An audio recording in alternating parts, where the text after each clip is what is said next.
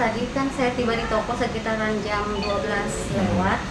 Nah, saya tanya pegawai handphonenya mana, kan di situ kan handphone yang sering dipesan order Grab sama Gojek. Pegawaiku bilang ada di meja situ, meja dos nota.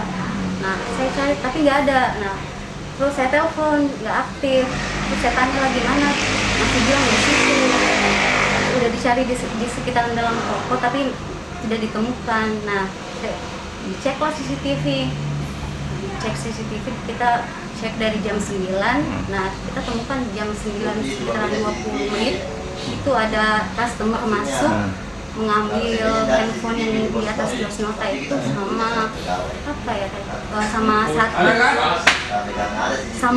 sambal ya, seharga 30.000.